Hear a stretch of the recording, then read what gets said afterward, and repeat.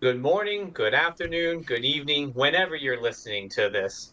My name's Eric Leon, the man rated EDL, and I'm here with the man of 1,000 names, but only goes by one, Evan. How's it going And over we,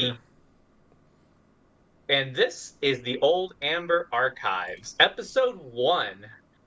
Are you excited about this? I am excited as I get, as you know.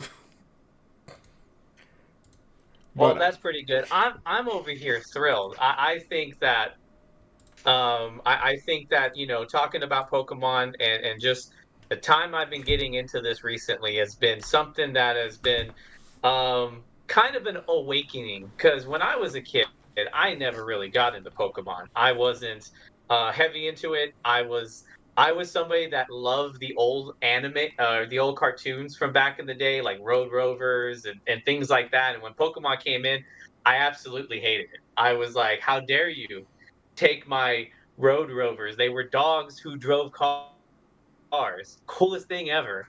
And here we go with this Pokemon thing. So it took me some time to actually become a Pokemon fan, but now here I am, enjoying it, enjoying everything about it.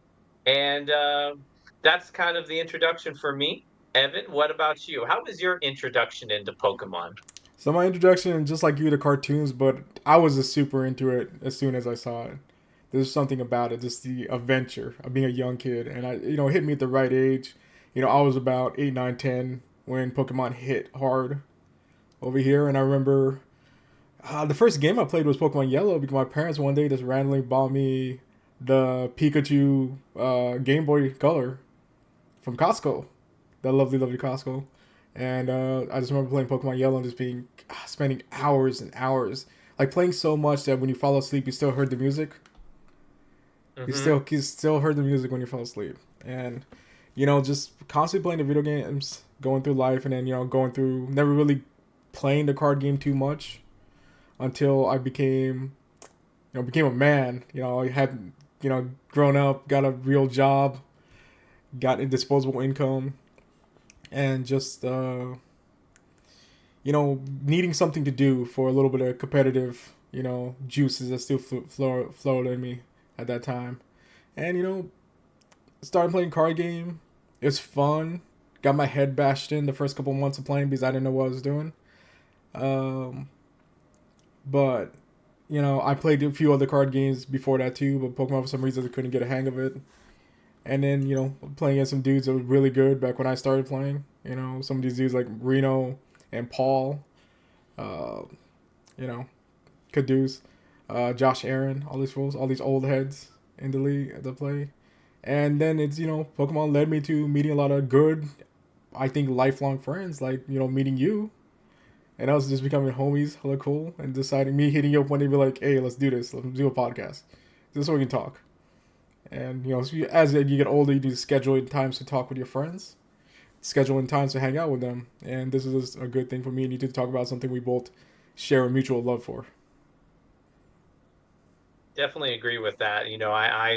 I didn't when I started playing Pokemon again, I didn't think it was going to get as addictive as it is. And I do agree. One of the biggest things about playing the TCG in particular is like the camaraderie that you have with, you're sitting there and you're playing against somebody. And oftentimes, when it's like a league or something that's not intensive or anything, you kind of just get to talk to these people. You get to meet people, and again, I kind of get to get a feel for like who they are and what they're about.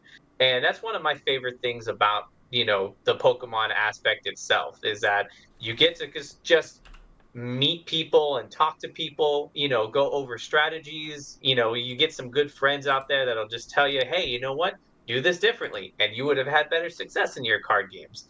So that's one of the things I definitely enjoy myself about that. And talking about competitiveness and talking about the competition, today's conversation, we got to get to what's coming down the pipeline here soon.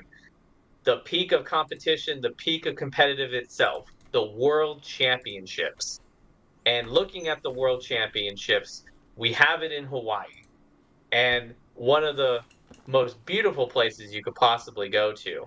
And having the world competition there so exciting that it's going to be in that aspect. And we actually know somebody locally who's actually going to be heading over there onto that. Pretty excited for them as well. Hopefully they'll be able to get success in regards into that. But starting off into this aspect, going into Worlds, what do you think about the venue itself, Hawaii? You think that that's a interesting spot to have a Worlds competition? Well, it is a callback to prior competitions. Pokemon or the early competitions, like considerable world championships, were held in Hawaii. So it's a very callback. It's a excellent location, great vacation spot. That's what you really want for world championships to be. Part of it is to be an excellent vacation spot. You know, following up after Japan last year, Hawaii is a great idea. I mean, sure, the cost to get out there, I'm sure it's gonna be expensive. Like we're gonna hear about it over the next few days. You know, some of the costs of being in Hawaii. You know, you get that island tax out there. Uh, I'll definitely hear some people saying about that. But you know, you had a whole year to save for it. You should have been projecting out some of these costs. But I'm sure it's gonna be beautiful. I'm sad I'm not gonna be there. You know, as we all are. But you know, I'll just go to Hawaii another time. That doesn't have to involve Pokemon. It's been fun to be. It would have been fun to be there for Worlds, but I'll run it back another time. Uh, Actually get to actually enjoy the Hawaii part and not be so focused on playing Pokemon I itself. mean, I'll just drink rum out of pineapples all weekend. That's all the whole time. So we'll see what happens with that. But I think it's a beautiful venue. To have it as a Honolulu, it's gonna be an amazing, and I'm sure everybody's gonna have a great time, as everybody does always have at Worlds. This everybody has a great time at Worlds, and you just gotta go in there with the mindset that you're gonna enjoy it, and don't get too upset if stuff doesn't go your way, which realistically for 90% of the people that are going, stuff's not gonna go their way. Definitely comes down to the fate of the cards themselves and what the deck is going to give you into that moment of that. But one of the things I looking in regards to this and competing, towards the world championships, I I played competitively myself. Actually, this was the first season I tried to make it into Hawaii, or I tried to compete for world championships myself. Locally, I had some pretty good success. I broke 400 points, which, hey, that's a pretty good, notch on my belt, I feel, locally winning 4 cups and doing pretty successful there. But didn't have the best regional success that kind of hindered my chances into getting into that. But looking and seeing how other people have done regionally in regards to this, you got to sit there and think to yourself, who out of these people are going to excel further in regards to that. And so I think, somebody who made a run this year that's probably going to run it back into going into worlds, and making far into that. I mean, you got to just sit there and think about somebody like Azul who made top four last year at Worlds. This year came back whenever he decided to play a regional, dominated in regards to that. And I played against him myself, and we had a pretty interesting back and forth. I think he's probably one of the best players out there. That's one of the guys that's my pick that's probably going to make a day two, if even also making a top eight on top of that. Evan, who do you think out of the players out there, who's the guy that you think is probably going to make like a top eight or a top four? I mean, you can always take the obvious ones. You think Tord, obviously, he's always consistent. He's always has some wild deck that somehow only he can pilot great. Just with combinations, you think like, oh, why is this like one of in here? And then you see him play it, and it's like, oh, okay, that's why that one of is in there. Uh, God, I there's some people I hope have great runs, just because I am personally I have friendship with them, and that's somebody like Keon, who on his day I think is one of the best players playing. It just you know he's a great player, and I hope he just runs it at Hawaii. I feel like it's close enough to San Jose, and he always does good in San Jose. He's been in San Jose regional a while. Um, I feel like Gabe Smart is a guy that's on the precipice of just making a glorious run in one of these big competitions. Like he always has great runs at like middle sized regionals, especially in European regionals, as he ran back a few top 8 over there. I think last season. Uh, and I've known Gabe since he was a little kid. I hope he makes a fucking run. And obviously, there's so many Japanese players. I can't remember the names. There's gonna be a Japanese player that makes the top 8, obviously, which is some random deck that nobody is surprised by. Um, yeah, it's it's hard to judge it because like last year's champion Van Skelly, that guy just came out. No, like nobody was really talking about him too much going into it. So it's gonna be whoever has a good run, and we're gonna it's gonna be whoever has a good run, and the deck runs hot on both day one and day two. And that's the big thing is we're entering a brand new format with these new cards uh, that become legal that Friday. That Friday Worlds. So we're gonna have to see about how these decks run, which I've been testing a good portion of these decks the last couple weeks, and I think I got a feel for. I got a tingling how I feel about each one of them, and which one I think is actually gonna win. Which one I think has the best chance of winning Worlds. Yeah, and that's definitely one of the more interesting aspects. I think that you always assume is a common thing. Obviously, it's an important thing in deck selection, but at the same time, it's one of those where you either sit there and think to yourself, this is going to be the interesting aspect, or this is going to work itself. Common things to pick like Guardy or I would say right now, Reggie Drago is probably one of the popular ones to look into. But there's some decks out there that kind of go under the radar and pop up. I think of last year in Japan, one of the biggest ones was Andrew Mahomes and his team taking Miraidon when nobody thought Miraidon was a viable deck. Nobody anticipated it, and he got a top 32 with Yep. that deck. Uh, And that's Miraidon, that's a deck you're very partial to. yes, that is a deck that I definitely I'm an electric type fan. And so I rode Maridon as hard as I possibly could. I got the success that I was able to get out of it. And looking at Maridon right now, I think it's another dark horse that's going to be coming up in regards to this competition here, because a lot of the decks are moving slower now. It takes a turn or two to get them going, and so you have that aggression. And I think the other thing too that a lot of people that people don't factor in is if you go fast and you can aggressively go after them in regards to that, we're at Worlds. You've already got to most of the people, that's the accomplishment itself. And so it's like you take that early aggression, you get that early KO. Who's really going to genuinely sit there and think to themselves, do I really want to play 9 rounds of this? Do I really want to do a best of three, with this type of aggression? You know what? I don't think so. So I think for me, Maridon is one of those sleeper picks that I think is going to, I wouldn't be surprised if somebody can take that and pilot it to a top 8. I agree with that because Miraidon does answer a lot of questions a lot of the decks ask. I mean, obviously we talk about Reggie Drago, which I want to talk about after this, but it does really. It's one of the few decks out there that if it's going second can take out that Drago and just turn off the Reggie Drago deck. Either because you're Miraidon, you can just go energy attachment, uh, energy generator, get the 3 on it, take out a Reggie Drago at the 220 point, and then that deck's dead. It's done, cooked. Go to game two.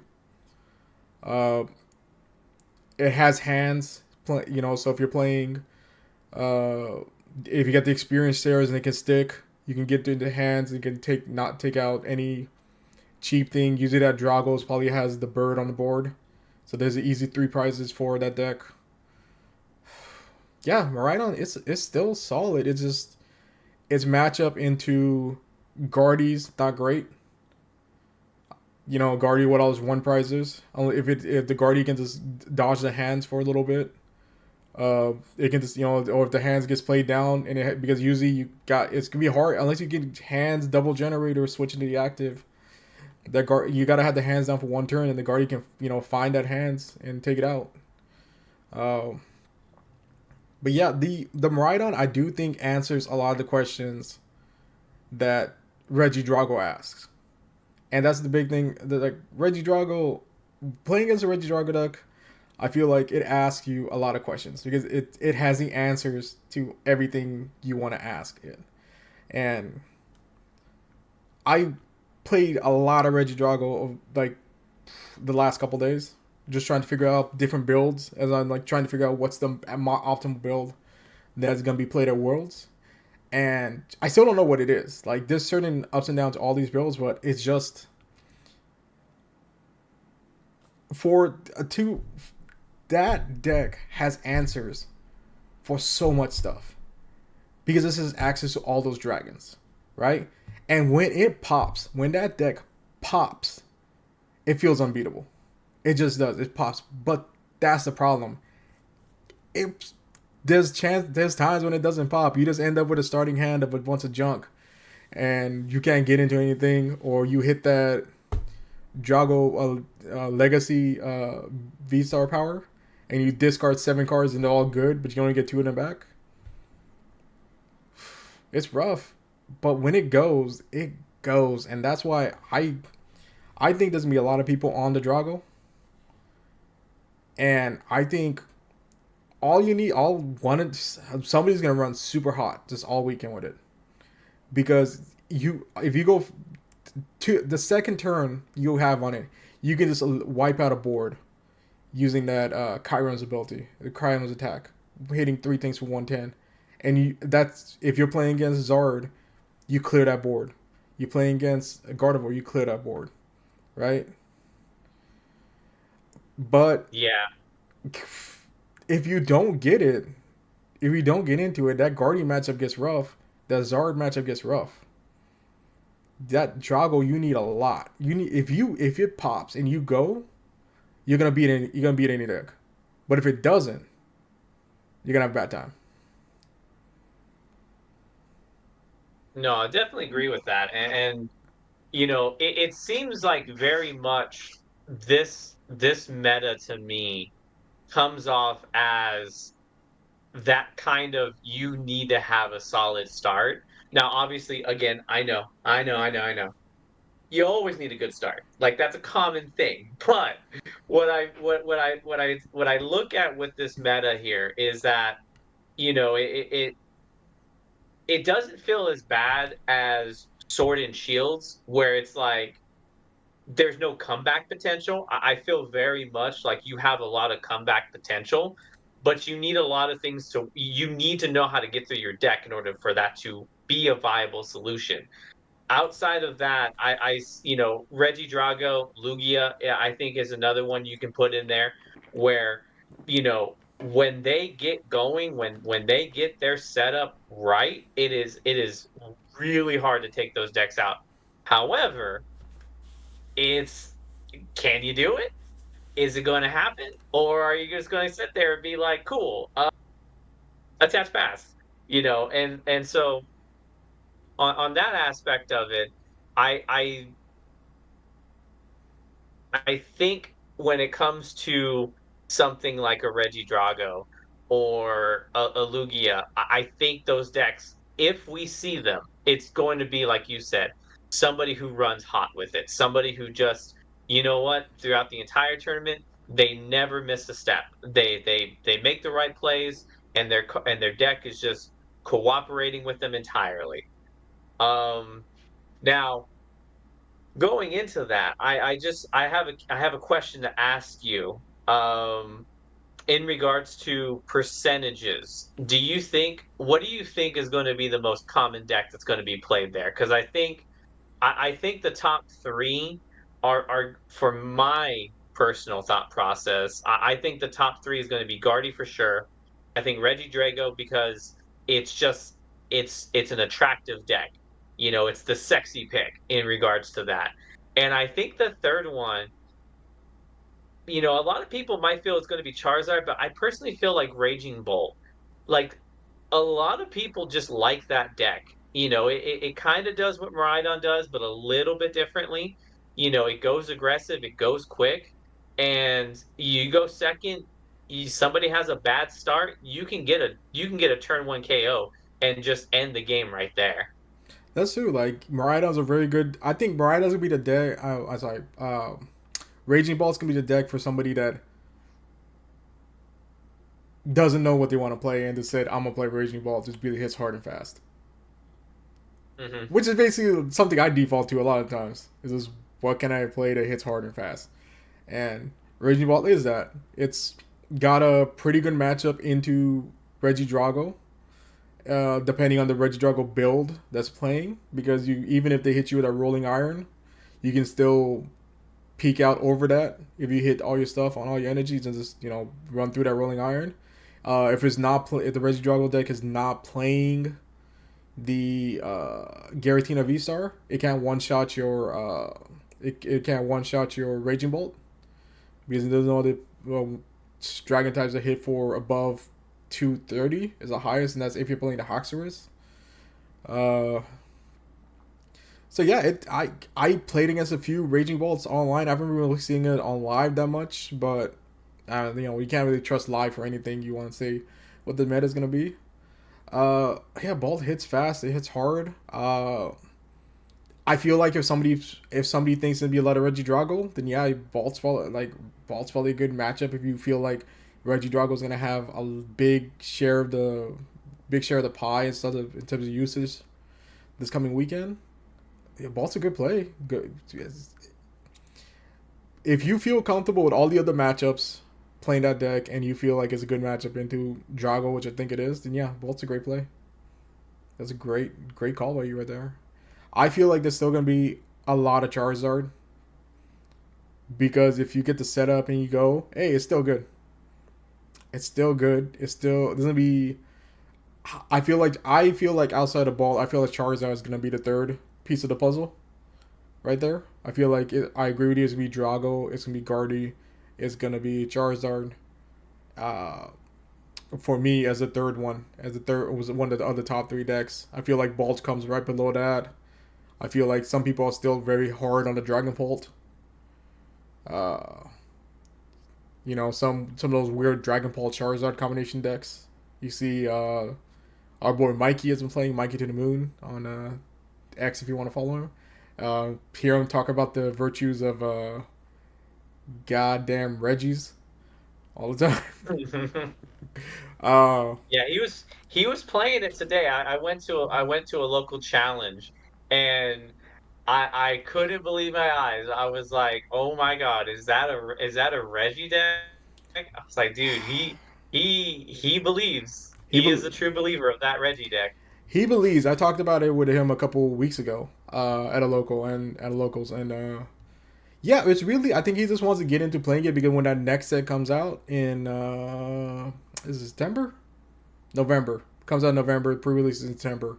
It's gonna have Yeah. that stadium that gives you 8 bench spots, and people are already cooking up a Reggie list with that, where you just use a Reggie to charge up your Terra type Pokemon and use their attacks. It's gonna be interesting.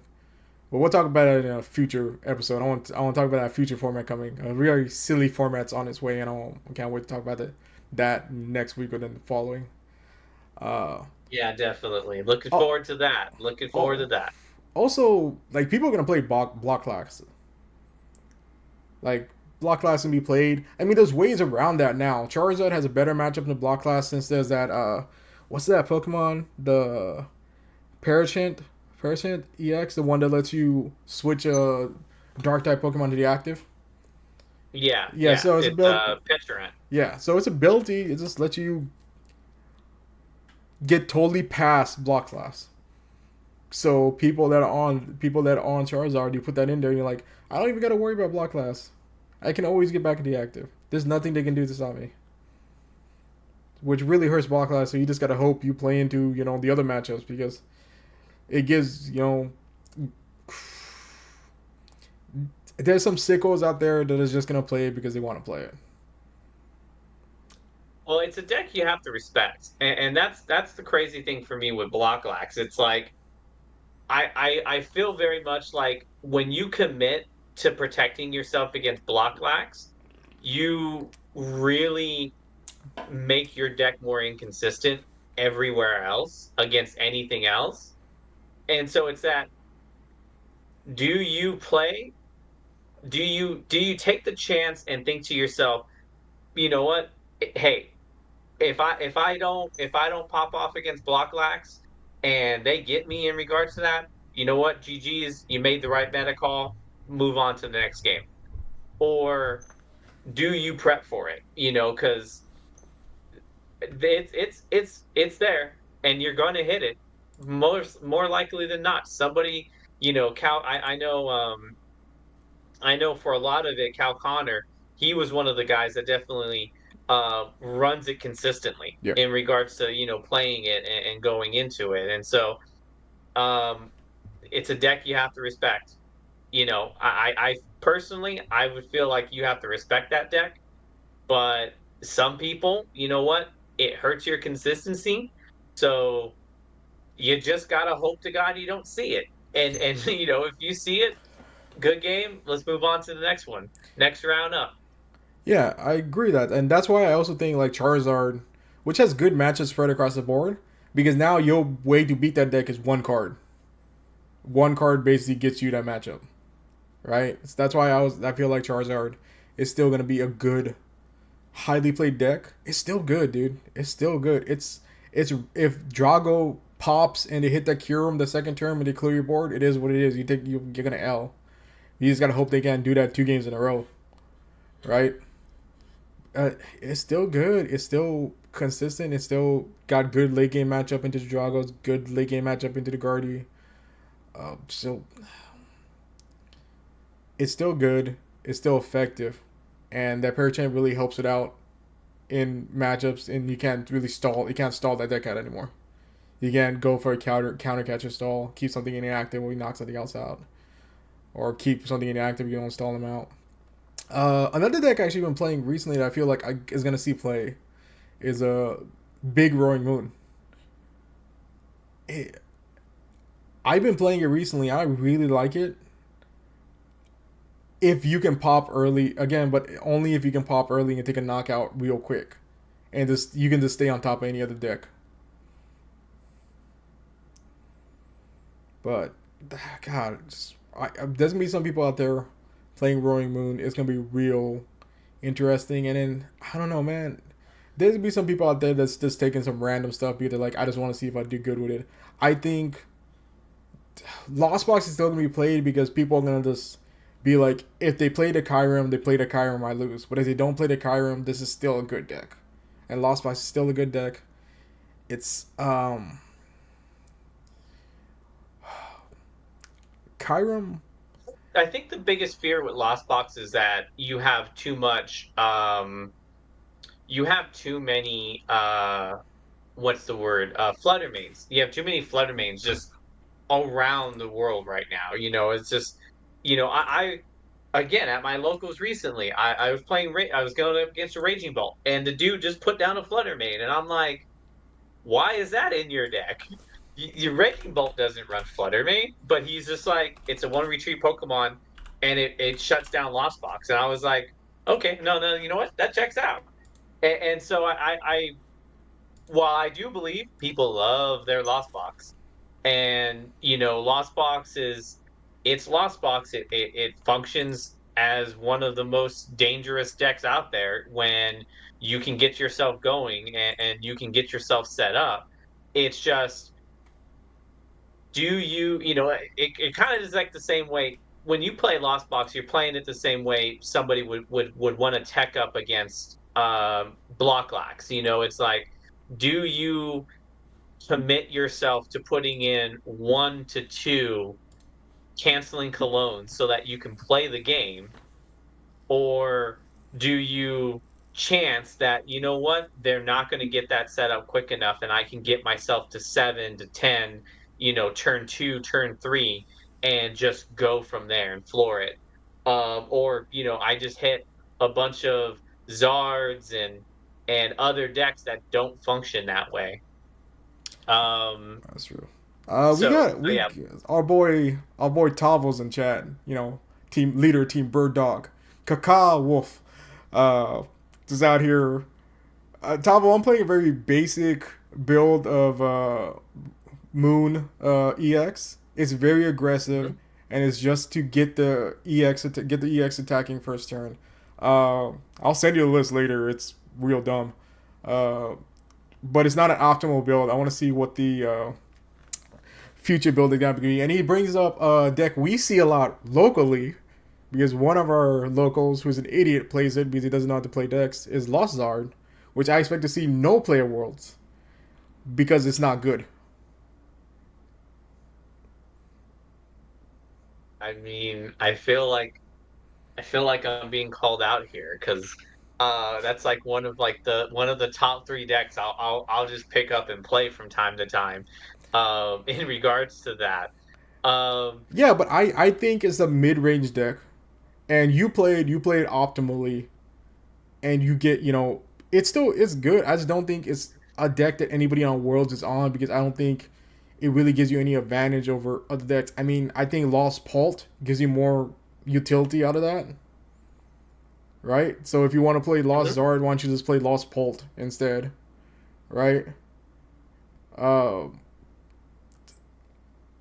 Obviously I'm just talking shit because Gazer plays it, and it's my whole bit now. Is my whole bit is just to hate on Gazer, but it's fine. It's a fine deck. I just don't expect it to be played at Worlds, and I just want to talk about that's oh Jesus Christ. Um, yeah, Gazer out here playing five derpies in a deck because he doesn't know how to build a deck. We'll have him on in the future so he can defend himself. Uh, but yeah, Definitely. but yeah, this Lost Box is still like it's like the same way I felt with Lost Boxes when I used to play Vesper Queen in 2016, 2018, and then that Oricorio came out where you put one damage counter for each on the opponent's side of the field for each Pokemon to discard. Everybody's like, "Oh, that's gonna kill Vesper Queen." I was like, "Yeah, but then you're gonna play it because there's a wasteful card in your deck. It's useless in every other matchup." So I just kept playing Vesper Queen and never really had to worry about it. 90% of the time, nobody was playing the Oricorio. But so is this like somebody's? I feel like there's gonna be a Lost Box that runs to top 32. Uh, just because it's like I'm just gonna play Lost Box because I want to play Lost Box, and I don't care if they play the Kyurem. I'm gonna bet they're not, and I'll just dodge most of the Regidragos, and I'll make my run how I need to make my run. No, and I do believe that Lost Box has some validity in regards to, its play style. It's just right. Can it do what Mew did every single time something came out to KO Mew? Because I feel like Lost Box is in the Mew it's in the Mew category right now, where Mew VMAX, it had Drapion, it had Spiritomb, it had Path of the Peak, it had there were so many things that were aggressively trying to shut it down and prevent you from playing the deck. And Mew consistently kept getting itself out of those troubles and consistently kept finding outs to work around that. I think that somebody like maybe like an Andrew Hedrick or somebody like that can kind of figure out that math if they want to look into getting into Lost Box. It's just it's just it's volatile right Yeah. now, and it's going to take somebody that's going to have the guts and the intestinal fortitude to be able to take it to Worlds and try to see if they can get a top 32 placing or better in regards to that. So There's one more deck going in, I want to talk about real quick. Because a deck okay, I've been playing on this deck consistently for the last few months. Part of it is because I like it, part of it because I'm lazy and I don't want to build anything else. But Ancient Box, I still think is gonna ask some questions about some of these other decks in this tournament. I feel like there's gonna be a couple guys making good runs on Ancient Box because just the ability to hit hard early, right? Just going to that moon and just having a one prizer every time. Yeah, you can take one prize. Try to set up for two prizes. Go ahead. But you're gonna take one prize every turn in most of this shit. yeah, Ancient Box is kind of the I think is another dark horse. I think I think Ancient Box is probably going to do a top 32 in regards to placing for it. I think that's kind of just where it's at in regards to that, just because you know when it it's another deck that when it sets and you get moving quickly, it goes. You know, you just need it to cooperate in regards to that, because it's also one of those decks where when it doesn't want to cooperate, you're not doing anything that game. Um, and you know it's very susceptible to hand disruption, which I think also makes it, you know, you just have to hope that when those hand disruptions hits, your hand still works out perfectly fine. Yeah, or Um, you got good board state. You know, you got a couple things ready to go in a following attack that hand disruption knockout.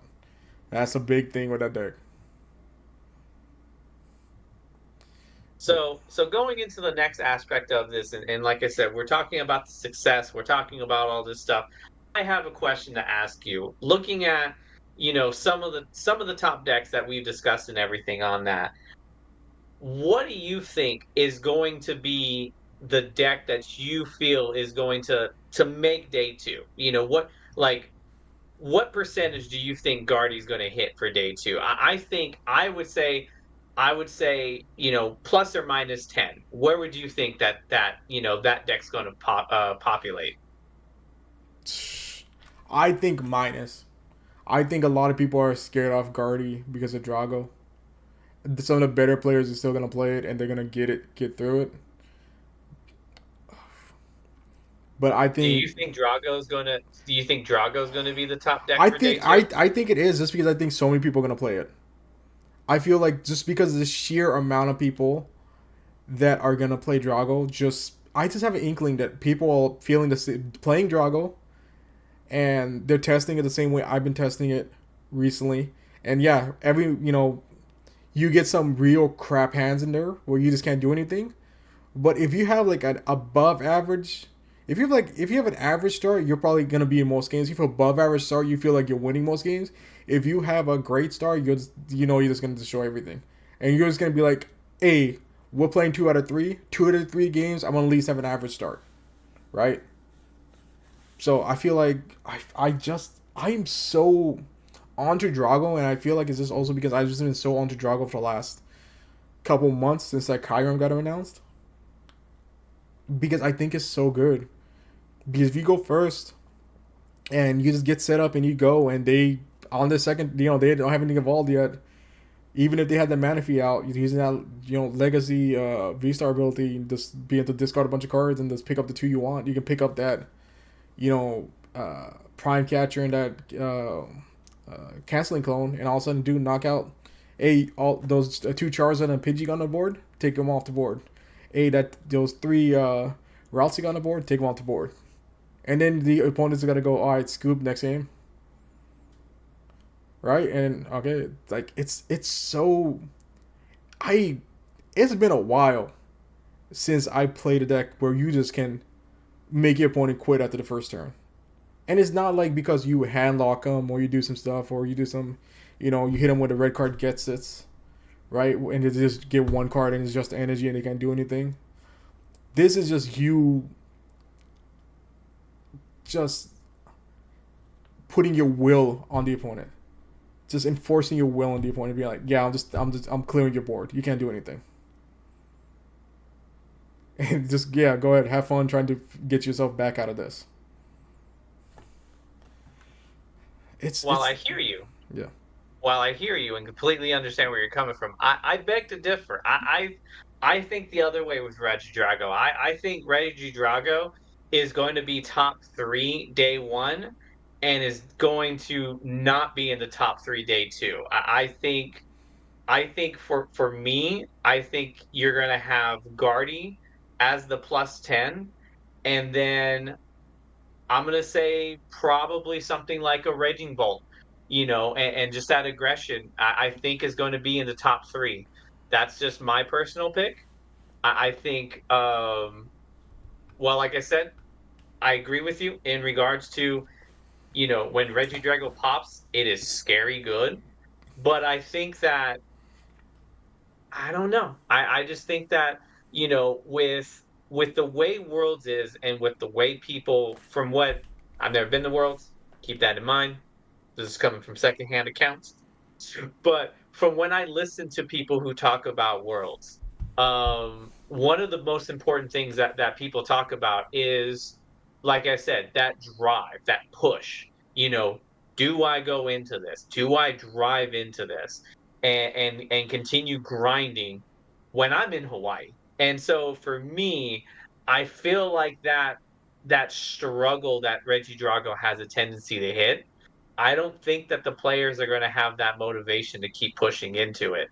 So for me personally, I think I think that's just going to where it's going to struggle. I can see something like a Raging Bolt flying off the handles, hitting everything completely hard turn two, and people just going and just giving up after that point. So I think that, and I think stall is going to be the third one. That's my personal opinion. Just because it works the exact same way. Nobody wants to play that deck. And I can see that one being around 5% going into it and just, you know, being a complete headache for anybody who wants to go into that. That's my personal thought process on that. True, stall, like obviously those are people that have just been playing stall all season and they just want to play stall and they're gonna play stall. And yeah, you got a good matchup into most decks. If you know how to do it, if you get your stuff right. I feel like there's gonna be a lot of people playing Lugia, as our boy Tabo put in chat. Lugia is still an excellent deck. Obviously, it's not as good as it used to be. It was not, the terror of the format as it was for a little bit, but it's still got good matchups and a lot of stuff. It's still with that legacy energy.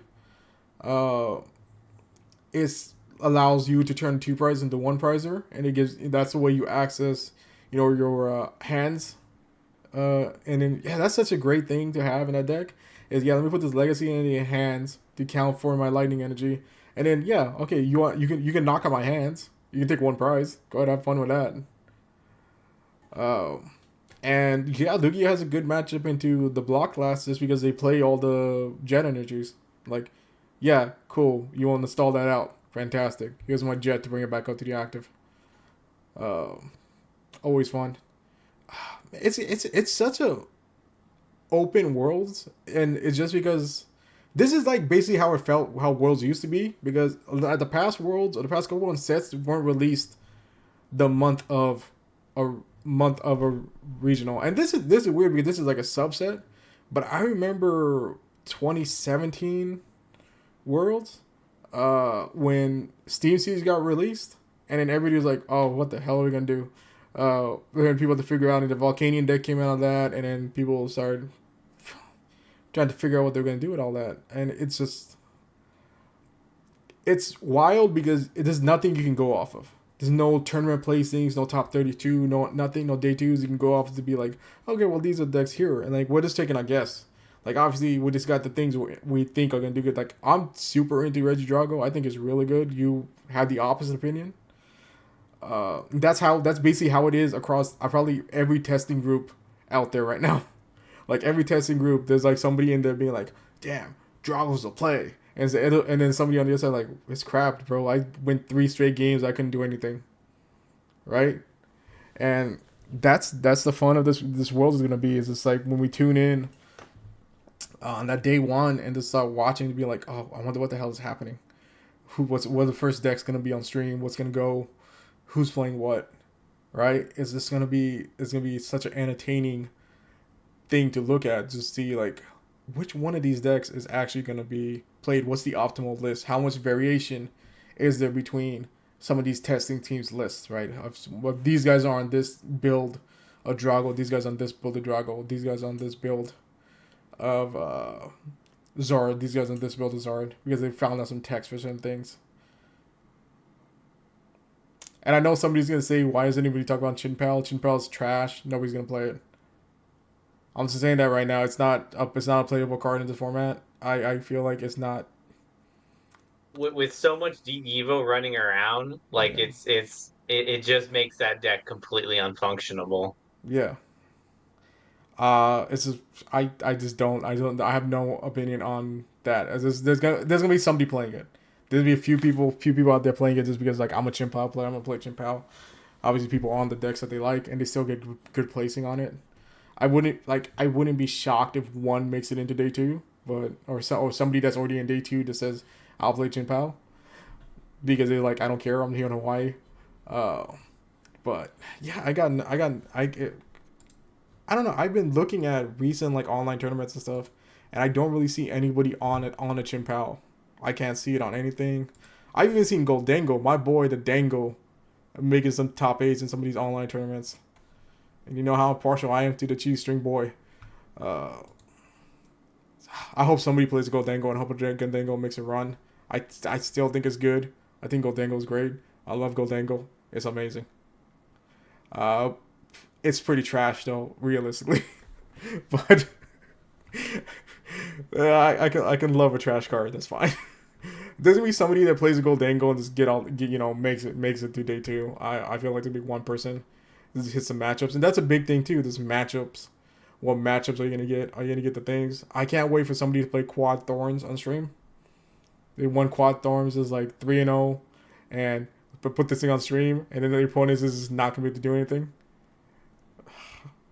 It's Yeah, so that it's so annoying. It's such a terrible deck to play against. Like you really don't have to test against Thorns. You should know what you need to do against Thorns, and you just need to see if you can do it before they can disrupt everything out of you.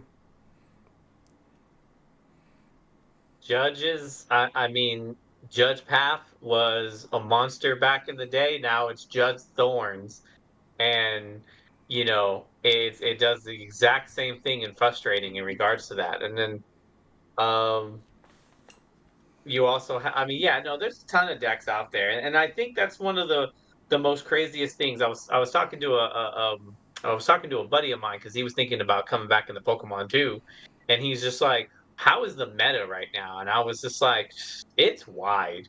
Like, there is not a single deck that I feel is that like tier zero deck. That S plus tier deck that's just completely controls it and shapes the entire meta. It's like, for me, I'd probably say Guardy's the best deck in the format, but Guardy has a lot of matchups that it just, it loses to. It loses to a lot of things in a lot of different ways. And it doesn't necessarily have that like amazing matchup in regards to, oh, I'm gonna it's 80% victory, 100% victory every single time. It's like, no, those battles are battles. You're grinding in regards to, getting to that point. And the decks that do have that, like you talked about with Reggie Drago, I think Reggie Drago has some of the best matchups out there. But one of the biggest struggles that it has is, it also loses to a lot of stuff out there as well. It's a volatile deck where it's like, you know, yeah, some matchups it has high ends, and some matchups, you know what, it's not doing what it needs to do. It's not going to win. Um, It's a deck that beats itself. I feel like it has good matchups against every other deck in the format. At least a 50-50 matchup against every other deck in the format. But the problem is, I feel like there's a 25% chance that you're just gonna have a trash start. Right? It's just 25% chance you're just gonna like have a below average start that's hard to come back from. Right? Like 25% chance that you're gonna have a below average start, and like a 10% chance that it's just gonna be absolutely unplayable. In how I've seen it, just because of how many one ofs and unplayable cards are played in deck because you're just playing these evolutions that have no use other than you need to get them to discard. And if you just end up with a handful of doors and no research or no ultra ball, you're just sitting there like, okay, well, this sucks. It's gonna be interesting. It's gonna be interesting. Just going through and seeing what the hell's going on with any of this stuff. Just I can't wait to see what this world is gonna be because I kind of just want to know what the meta is gonna be for the following month. Following month and a half until we get to the next set after that. What's leading into these other regionals? What's people gonna play? And just it's gonna be interesting. Like obviously, like how much do you want to change out decks for certain cards? with this new set this subset just got released. Obviously, there's only like 5 or 6 good cards of the subset, but they're pretty good cards. I mean, what's that bird card? Oh The yeah, the Pheasantipity. Pheasantipity. It lets the ability to just draw 3 after knockout. That's great because if you have it on the board and Guardian wants to hit you with that, not stamp Late game knockout, stamp knockout, unfair then like stamp. Yeah. unfair stamp knockout, you can be like, all right, cool, draw my 3 up. Now I got a 5 card hand, or now I got a 6 card hand. All of a sudden, yeah, I got stuff to do. It's gonna be interesting. I I feel like Drago is gonna be the deck that's gonna win the tournament because somebody's gonna be hot with it and it's just gonna carry them. And I just feel like the and it's just because I think the sheer number of players that are gonna play it that the possibility of somebody just being hot and getting into day two and getting a run in day two and just getting into top eight and then just having good matchups in top eight, like somebody's it's gonna mathematically I feel like it's the best option for it. It's gonna have a great chance. Oh, I could be wrong. You're really high. You're really high on Reggie I'm I'm, Drago. I'm I'm real. noticing this. I'm really high on Drago just because I've been thinking about it, and I I don't think it's not like it's the S deck. It's not the S deck. It's like it's in the A tier with the other A tiers, right? But I just think a lot of people are gonna play it, and by the sheer amount of people that are gonna play it, one a percentage of those people are gonna have hella runs, and there's gonna get through, and then one person's gonna get through, and then they're gonna be a couple. There's be a couple in top eight, and then they're just gonna get through there and get to the finals and gonna win. And I feel like it's just because of the sheer mathematical probability of it that Reggie Drago is gonna be my pick to be the deck that wins this Worlds.